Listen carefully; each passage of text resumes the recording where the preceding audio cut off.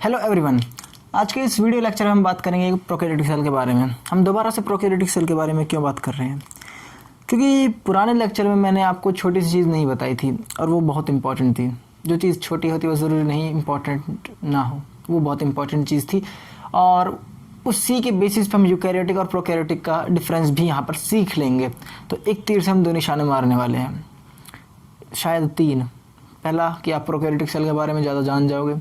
दूसरा, हम यहाँ पर प्रोकैरियोटिक और यूकैरियोटिक सेल के बीच में डिफरेंस भी अपने आप ही क्रिएट कर लेंगे, अपने माइंड में एक मैप बना लेंगे।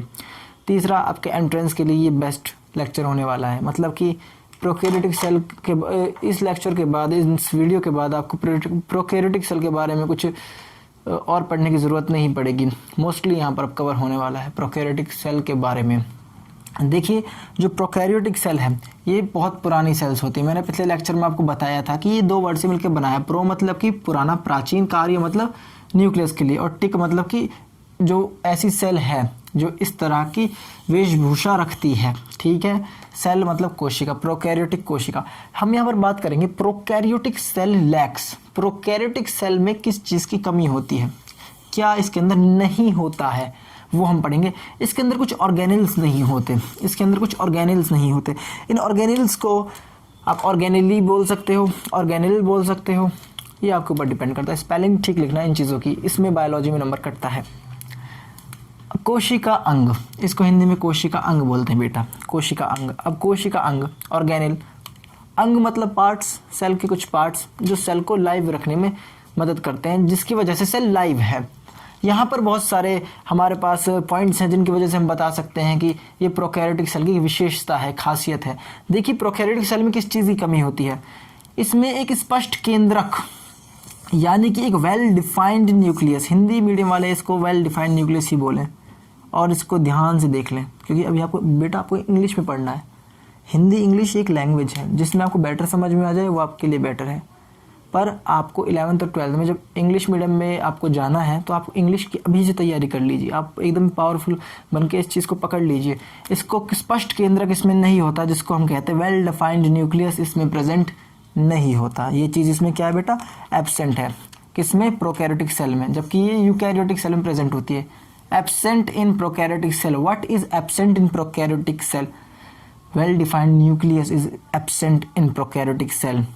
ठीक है, तो इसमें बताने के लिए मैं आपको और चीज़ें भी बता सकता हूँ, पर अब ज़्यादा इसको मैं बहुत ज़्यादा हाई लेवल तक नहीं ले जाना चाहता, क्योंकि इससे आपको भी शायद प्रॉब्लम हो सकती है। चलिए आगे बढ़ते हैं। एंडोप्लाज्मिक रेटिकुलम, जिसको हिंदी में द्रव्य जालिका बोलते हैं। एंडोप्लाज्मिक रेटिकुलम, जिसको द्रव्य जालिका बोलते हैं, द्रव्य जालिका।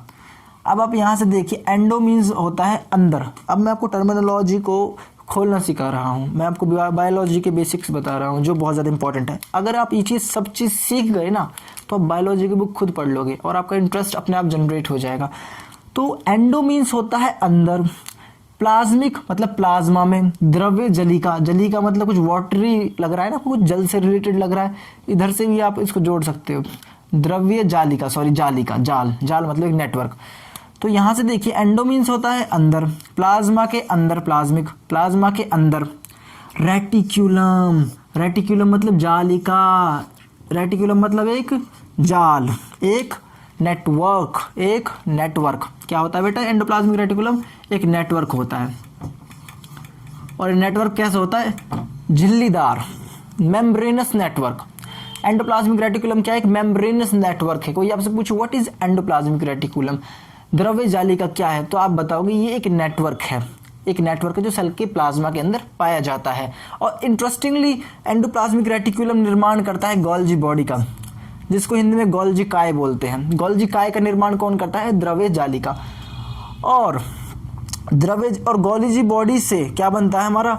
लाइजोसोम भी बनता है, लाइजोसोम, जिसको हिंदी में लयन काय बोलते हैं, लयन काय। ठीक है, लाइजोसोम किससे बना? गोल्जी बॉडी से। गोल्जी बॉडी किससे बना? एंडोप्लाज्मिक रेटिकुलम से। ठीक है, उसके बाद हम बात करते हैं क्लोरोप्लास्ट की। ये भी एब्सेंट होता है किसमें बेटा? प्रोकैरियोटिक सेल में एक क्लोरोप्लास्ट एब्सेंट होता है, क्योंकि क्लोरोप्लास्ट जो है वो मेम्ब्रेन बाउंड ऑर्गेनल है, डबल मेम्ब्रेन बाउंड ऑर्गेनल है। ठीक है, डबल झिल्लीदार ऑर्गेनल है। ठीक है, इसके अंदर डबल झिल्ली होती है, किसके अंदर, क्लोरोप्लास्ट के अंदर। ये एक ऑर्गेनेल है, कोशिका अंग है।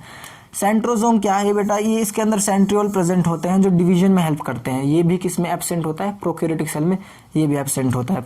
तो मैंने आपको बताया इसमें गोल्जी बॉडी भी एब्सेंट, इसमें ये हरित लवक जो हमारा क्लोरोप्लास्ट है वो भी एब्सेंट, सेंट्रोसोम, तारक काय ये भी एब्सेंट, लयन काय ये भी एब्सेंट। मतलब कि ये जो सारी चीज़ें हैं, वेल डिफाइंड न्यूक्लियस उसमें देखने को नहीं मिलेगा प्रोकैरियोटिक सेल में, एंडोप्लाज्मिक रेटिकुलम देखने को नहीं मिलेगा, गोल्जी बॉडी देखने को नहीं मिलेगी, क्लोरोप्लास्ट देखने को बिल्कुल नहीं मिलेगा, सेंट्रोसोम भी बिल्कुल नहीं मिलेगा और लाइसोसोम भी नहीं मिलेगा। और जो केंद्रक के ऊपर झिल्ली होती है, केंद्रक जो है बेटा वो हमारा डबल मेम्ब्रेन बाउंड ऑर्गेनल है। आप लिख सकते हो इसको अपनी कॉपी में, nucleus is a double membrane bound organelle, जिसकी बाहरी झिल्ली पर छेद होते हैं, जिसकी बाहरी झिल्ली पर छेद होते हैं। To which the outermost covering have pores.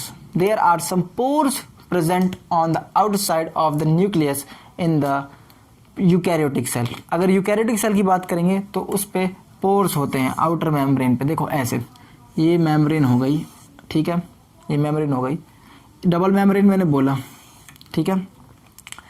तो इसके जो बाहरी हिस्सा है, जो आउटर वाली, इस पे क्या होगा बेटा, बाहरी वाली पे यहाँ पे छेद होंगे, यहाँ बाहरी वाली पे, किसकी पे, यूकैरियोटिक न्यूक्लियस के बारे में बता रहा हूँ मैं।